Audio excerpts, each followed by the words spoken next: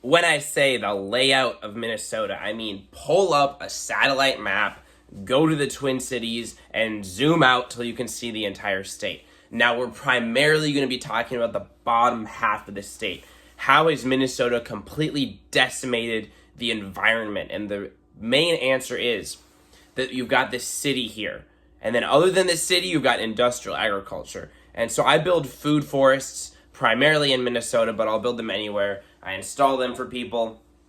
And what a food forest is this ecologically rich perennial agricultural system that mimics the natural forest. It's great for wildlife, it's full of native plants, and it produces a bunch of food while building a full ecosystem. Now, this is the complete opposite of industrial agriculture.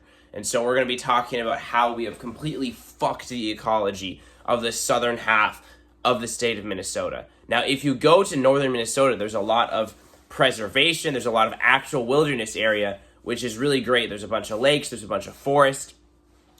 But the southern half, it's gotten to the point where a 2,000 acre wilderness preserve is a massive area of wilderness. It stands out completely against the rest of the southern half of the state. When 2,000 acres is really a small fraction of a percentage of the whole area.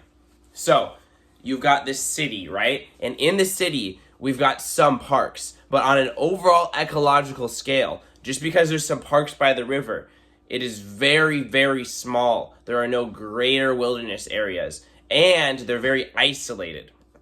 Now, Minnesota and Minneapolis is actually cited as having a really good park system, and there's just like a lot of bike trails, a lot of hiking trails. It's not that terrible. Some cities completely wipe out the wilderness, but the thing is, as soon as you get out of the city, so you've got the inner city, there's a lot of concrete, there's a lot of small yards. You get to the suburbs and it's just this massive area of grass lawns that are destroying the soil, completely wiping out native plants, wiping out the ecology, and are being polluted heavily. So all the lakes in southern Minnesota are so deeply polluted, whether it's in the city or away from the city where there's more agriculture, more cornfields. So then you get past the suburbs and basically the whole state has been completely converted into cornfields. And you might think, okay, well, that's agriculture, we're producing things.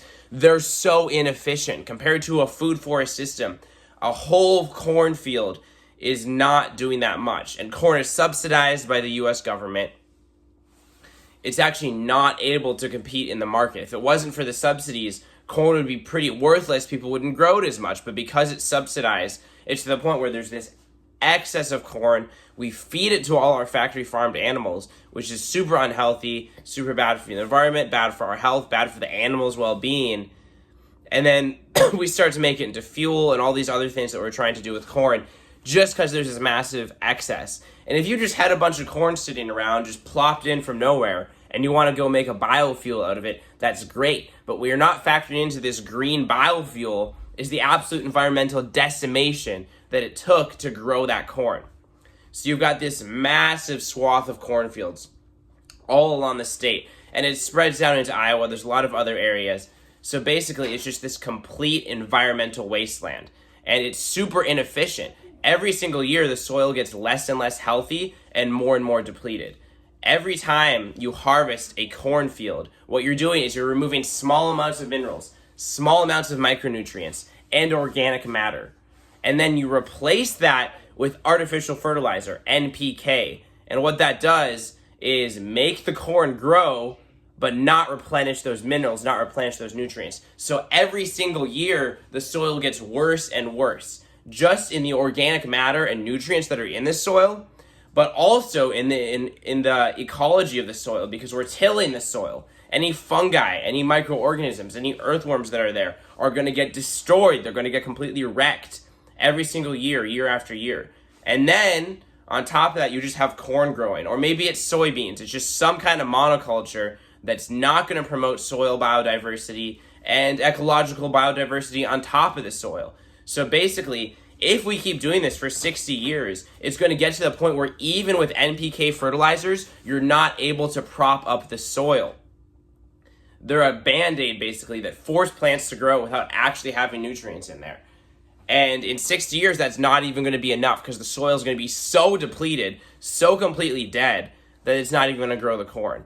So if you look at the southern half of Minnesota, you have this complete environmental decimation, and there's really not much buffers between.